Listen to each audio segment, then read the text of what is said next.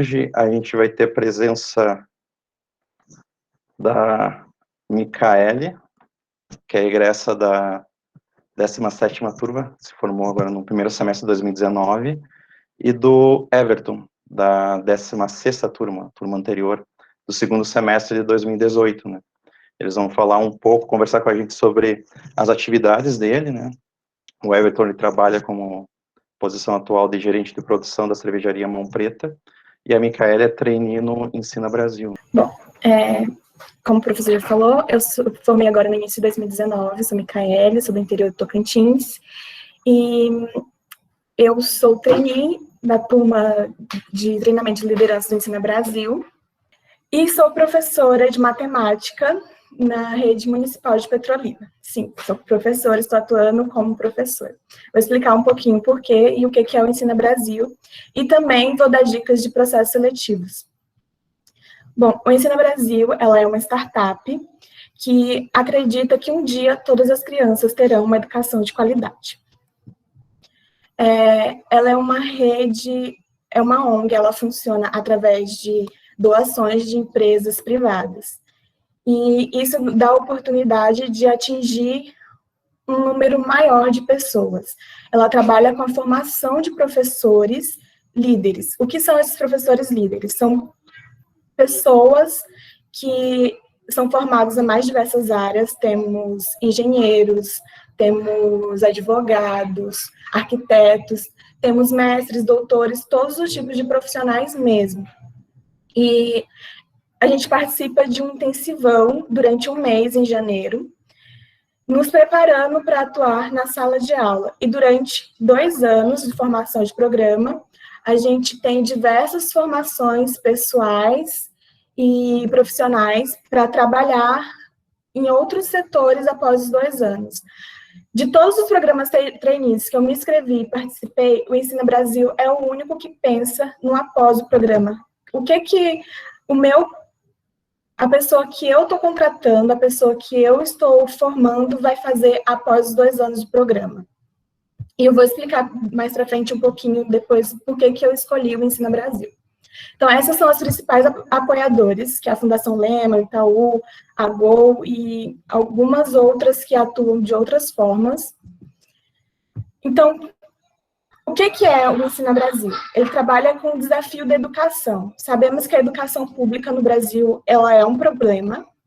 Então, tivemos a Érica Buton, que é uma mulher incrível, que eu tive a oportunidade de conhecer em janeiro, e ela pensou no que eu posso fazer para mudar a educação do país. Como que eu posso atingir as crianças que estão em escolas vulneráveis e poder contribuir de alguma forma com essa educação. Então, a partir desse desafio, eles lançaram o trabalho com propósito, que foi selecionar profissionais de diversas áreas, formarem eles para as crianças terem a oportunidade de não só ter professores que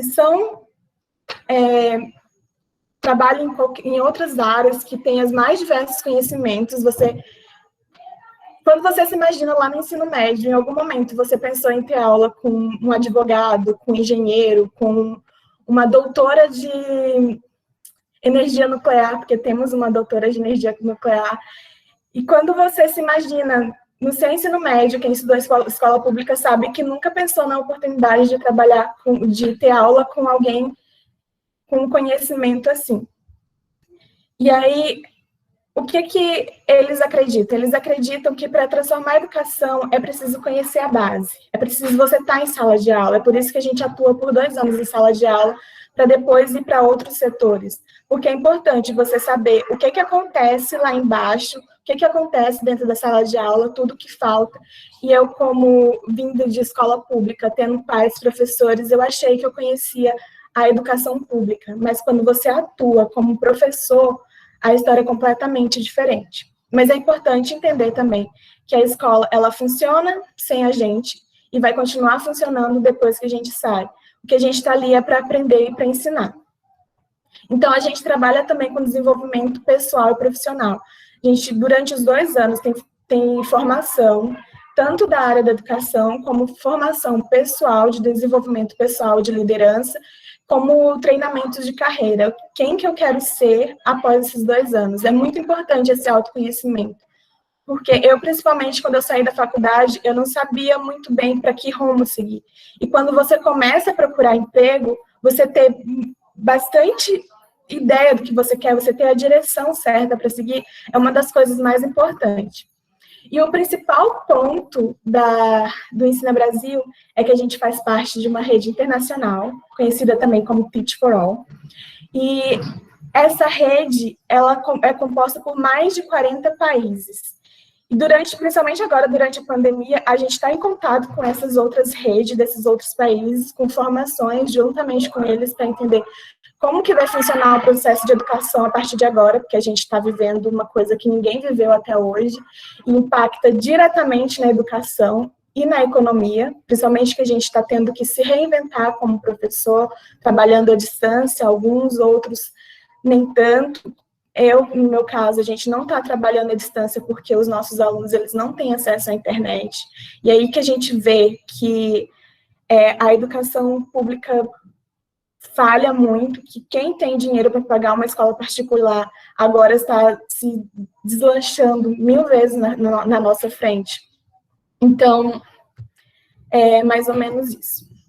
Então, qual o papel do Ensina nesse processo que eu estou agora? O que ele faz? Por que eu participo do Ensina Brasil, mas atuo na rede municipal de Petrolina? Como que isso funciona? O Ensina Brasil, o papel dele nessa formação eles selecionam os profissionais num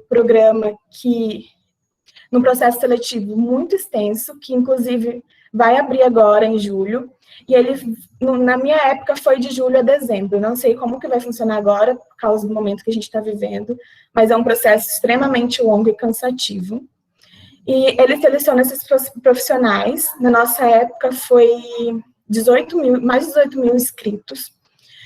E ele faz uma formação com essas pessoas durante um mês, em janeiro, e entra em contato com as redes que eles têm em parceria. Que as cidades que a gente pode estar atuando nesse momento é Petrolina e Caruaru, em Pernambuco, São Luís, no Maranhão, Cariacica, no Espírito Santo, Campo Grande, no Mato Grosso do Sul, e tem Vila Velha também, no Espírito Santo. Era para ter em João Pessoa, só que daí, no último momento, não deu certo, mas minha sonho era ir para João Pessoa. Então, ele faz essa ligação entre a cidade que a gente vai trabalhar e também fica responsável por toda a formação do programa. Então, por que eu decidi ser Ensina? Por que eu, Micaele, como engenheira química, decidi que queria ser professora de matemática em Petrolina, no Pernambuco? Não faz o menor sentido, né? Mas é que, como eu falei, quando eu terminei, eu me vi sem saber para onde ia, sem saber como fazer, e eu sei que muitos de vocês vão se sentir assim quando terminar a faculdade, e é completamente normal. Então, quando eu vi o programa, eu entendi como que ele era e o que ele fazia por a gente, vi todo o processo seletivo. O processo seletivo em si é um processo de autoconhecimento, você tem que se entender como pessoa e como profissional, e por toda a história da minha família com a educação. Então, eu me conhecendo, Micaele profissional, e tendo a minha família como educandos, o programa inteiro fez sentido para mim. Ele fez muito sentido na minha cabeça, e quando eu passei, falei, mãe, pai, você é professora, falei para meus amigos, você é professora, expliquei o programa, ninguém se chocou, porque as pessoas que me conhecem, estão ao meu redor, elas sabem que isso é totalmente eu. Agora, qualquer pessoa pode se inscrever no processo seletivo, como é que ele funciona, como que é, o que é avaliado. Eles têm várias competências que são avaliadas durante o processo, e são muitas pessoas que estão inscritas, então eles têm que fazer mesmo um pente fino em todos os processos, todas as etapas do processo seletivo. A análise de currículo é a última coisa que eles fazem. Então, você não precisa ter um currículo perfeito, você não precisa ser o melhor na faculdade, você não precisa ter trabalhado na educação. Você precisa ser uma pessoa com os valores parecidos com o do ensino, você precisa ser motivado, você precisa ter empatia, principalmente para ser selecionado nesse processo em si. E esse processo do ensino, ele é parecido com muitos outros processos que eu participei, que é o que eu vou falar um pouquinho para vocês agora. Eu abri umas perguntas no meu Instagram, algumas pessoas fizeram perguntas sobre o que era o programa e sobre como seguir nos processos seletivos, e como o professor Rodolfo falou, vai ter espaço para dúvidas depois, então se ficar alguma dúvida, vocês podem me perguntar. Mas eu participei de vários processos seletivos de programa trainee. Quando eu saí da faculdade, eu tentei enviar currículo, eu estudei muito sobre como fazer o currículo perfeito, como enviar os currículos para a empresa, LinkedIn, tudo que tinha sobre procura de emprego, eu estudei, porque é muito mais complexo do que parece. E aí foi quando eu me vi completamente perdida, porque eu entendi que o mundo da empresa, ele funciona com indicação. Eu fiz entrevistas a partir de indicação, eu fiz entrevistas a partir de LinkedIn, a partir de site de vagas, só que eu coloquei na minha cabeça que eu iria passar no programa trainee. Então, eu foquei todo esse período de busca de emprego em estudar como funcionavam os programas trainees. E os processos de trainee, hoje em dia, eles funcionam de uma forma diferente do que eu participei de alguns anos atrás. Porque agora não é mais o seu currículo. Algumas vezes eles ocultam seu currículo e colocam totalmente análise de perfil. Então, a primeira dica que eu dou para vocês, antes de se inscrever em qualquer processo seletivo, é fazer aquela busca de autoconhecimento. Quem você quer ser? Para que área você quer seguir? Porque se você ficar se inscrevendo em todos os sites, em todas as vagas que aparecer, você vai ficar completamente confuso, porque as vagas, elas exigem um perfil personalizado. Elas querem um perfil que elas já traçaram, e isso não tem nada a ver com o curso que você formou. Muitas das vagas, elas são multicursos. Você compete com outros profissionais de outras áreas, o que deixa os processos seletivos ainda mais difícil. Então, você precisa imaginar que tipo de profissional você quer ser. Quem você é quando você trabalha em grupo? Que empresas vocês desejam trabalhar, que vocês têm certeza que se alinham aos seus valores. É muito importante fazer essas pesquisas e se comparar, conversar até com pessoas que trabalham nessas empresas.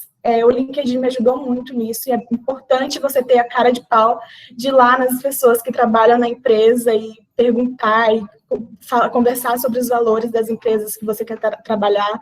Inclusive, eu fiz isso com o Ensina também, quando eu fui passando nas etapas do processo seletivo.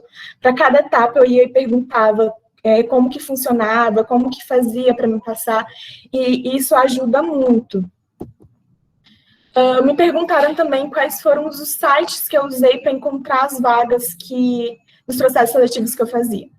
Eu usei muito site de busca, os principais são os Vagas, MyTrainee e a Companhia de Talentos. Só que o Vagas, para mim, não funcionou muito bem. Eu acho que eles deixam muito a desejar. Eu fui chamada apenas uma vez para participar de algum processo seletivo pelo Vagas.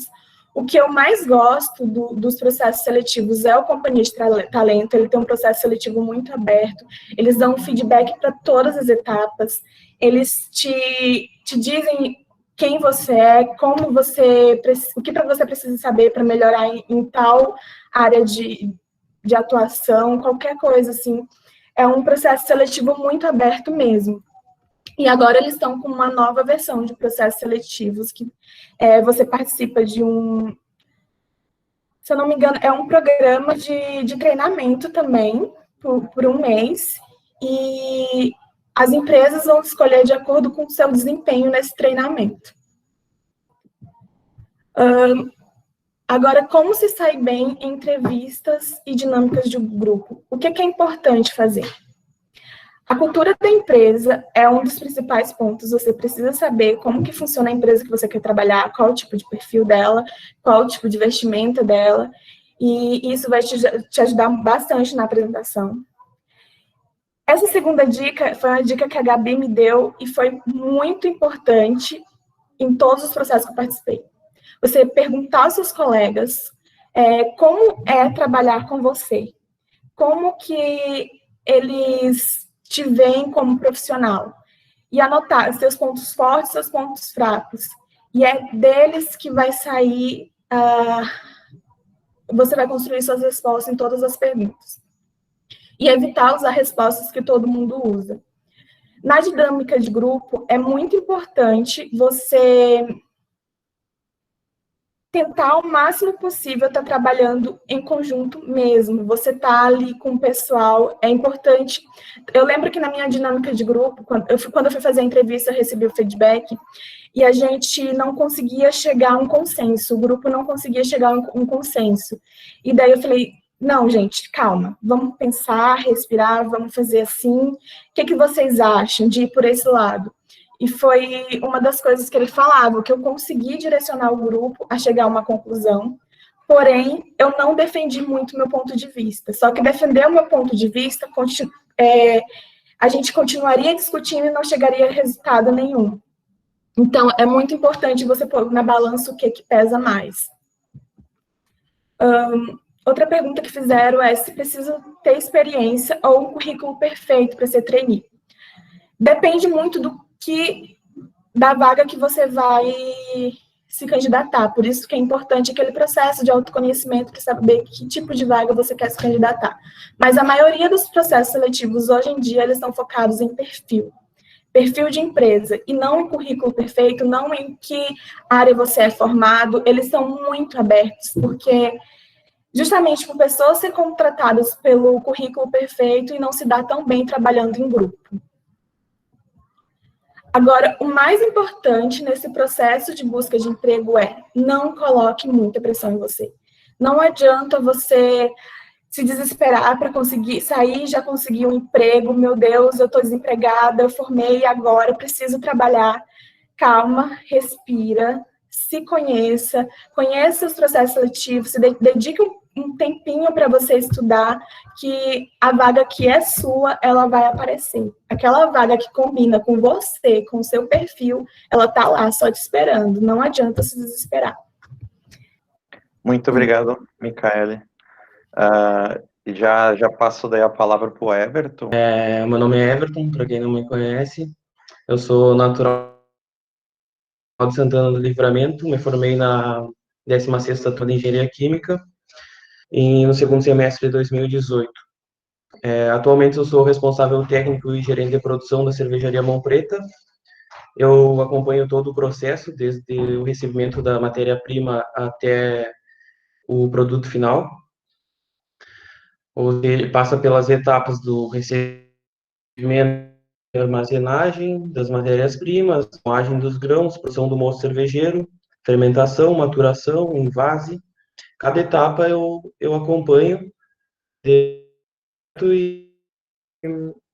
acompanho os parâmetros que indicam a eficiência fabril e mantenho o padrão do controle de qualidade.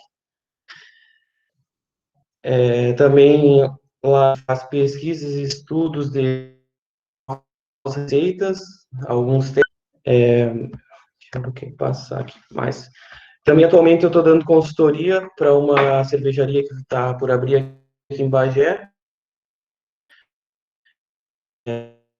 Etapas incluem start de fábrica, desenvolvimento e melhorias de receitas, metodologia de CIP, planejamento financeiro, documentação para registro no Ministério da Agricultura, e é isso aí. Eu também tenho uma cervejaria cigana, no qual eu produzo as minhas próprias receitas dentro da cervejaria Mão Preta, é legalizado, e eu comercializo na minha cidade natal, em Livramento.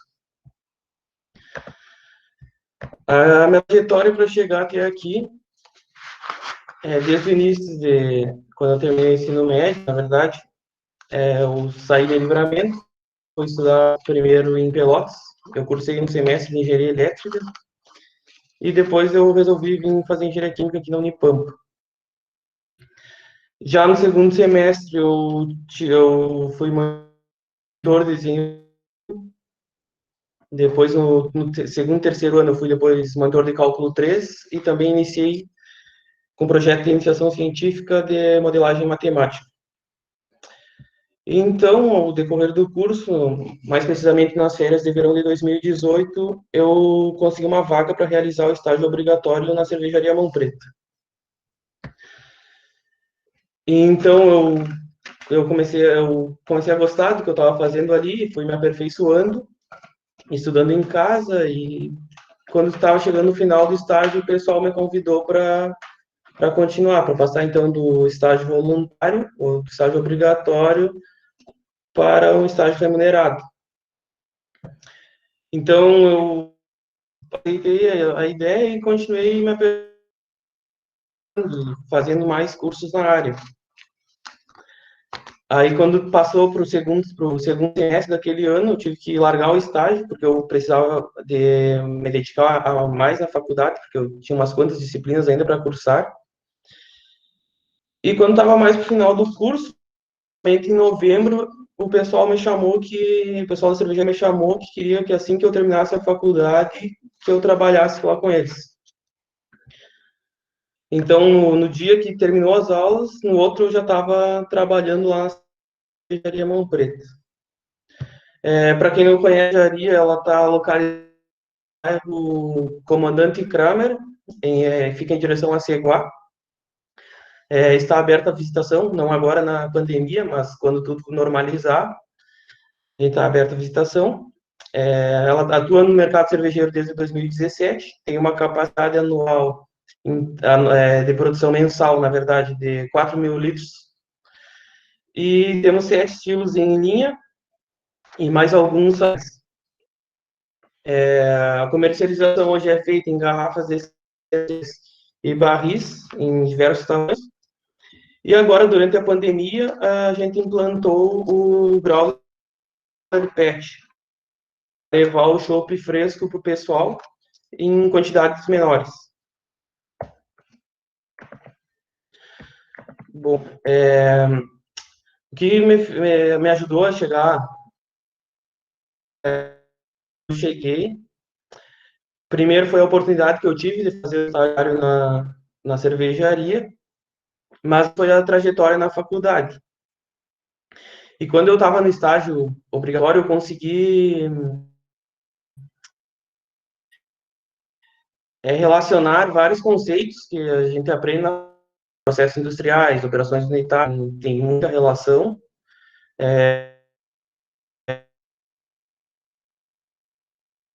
Fenômenos de transferido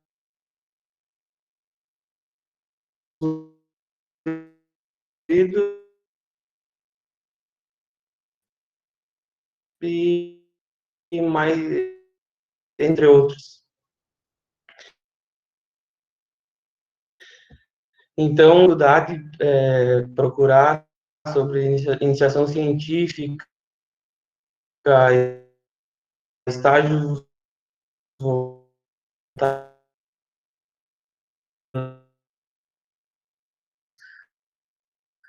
participar de atividades extracurriculares, e eu achei, e é isso aí. Eu estava falando, então, que várias disciplinas que a gente vê na faculdade, que às vezes acha que não vai conseguir fazer a relação com uma prática, eu pude conseguir relacionar tudo isso.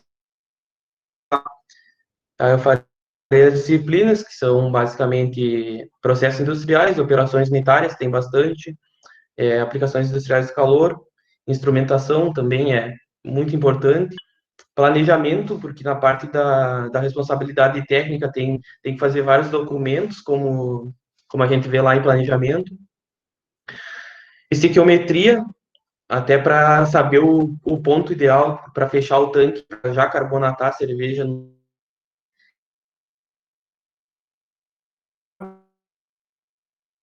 do fluido. Agora eu não me recordo, mas ele tem muita coisa prática mesmo. E aí depois do conselho sempre estar participando de atividades extracurriculares, projetos de iniciação científica Participar da empresa júnior, eu acho importante, e se acostumando com toda essa ideia do mercado de trabalho. E também procurar estágio desde o início da graduação, mesmo voluntário, vale muito a pena. E é isso aí. Agora sim, muito obrigado, Everton. Já mais uma vez agradecer a participação da Micaela e o Everton. Está sendo uma satisfação para nós, né, organizar esse evento e a gente ter um novo contato com nossos egressos, né. Aí eu aproveito para divulgar que desde a terceira semana agora dos webinários, a gente está disponibilizando os vídeos no YouTube. Então, a gente tem um canal do YouTube, então vocês podem entrar no YouTube e digitar Ciclo do Saber EQ, e provavelmente vai ser a primeira ocorrência, daí vocês podem se inscrever no canal, e aí a gente está divulgando mais ou menos os vídeos de uma semana para outra, né? Então, hoje foi divulgado o vídeo do webinário com os egressos da semana passada, com a Camila e a Tamires. Então, esse aqui provavelmente é na semana que vem. Então, quem perdeu algum webinário vai poder assistir de novo no YouTube. Também faço o convite para a nona semana dos webinários, onde a gente vai ter na terça-feira o webinário Carboquímica, Aspectos Práticos e Cases, com a professora Ana Rosa, na terça-feira, às 14h. E aqui eu peço para vocês prestarem atenção também, da mesma forma que esse de hoje foi no horário diferenciado, né, que foi agora às 19h, o da semana que vem vai ser na quarta-feira e não vai ser na quinta. Então, o webinário dos egressos da semana que vem, a gente vai contar com duas pós-graduandas, a engenheira Luísa Ávila e a engenheira Tamires Martini. Elas são, respectivamente, a Luísa é mestranda e a Tamires é doutoranda. Então, vai ser na quarta-feira, dia 1º de julho, às 14h. Então, mais uma vez eu agradeço a participação da Micaele e do Everton, desejar boa noite a todos e que participem, então, das atividades da próxima semana. Eu que agradeço o convite, e se essa oportunidade tivesse acontecido na nossa época, teria ajudado muito, então aproveitem a oportunidade que vocês estão tendo agora e continuem mesmo que acabe a pandemia, porque é muito incrível mesmo. E sigam a dica do Everton, participe do QDEP na universidade, principalmente a empresa júnior, ela ajuda muito nos processos seletivos, você ter participado de alguma coisa que nem a empresa júnior. E se alguém tiver mais perguntas que não tenha feito aqui, que eu não tenha respondido, tanto sobre o ensino quanto o processo seletivo, dos processos que eu já participei, que eu puder ajudar, eu ajudo, podem me procurar. E é isso, gente. Muito obrigada. Obrigado, Micaele.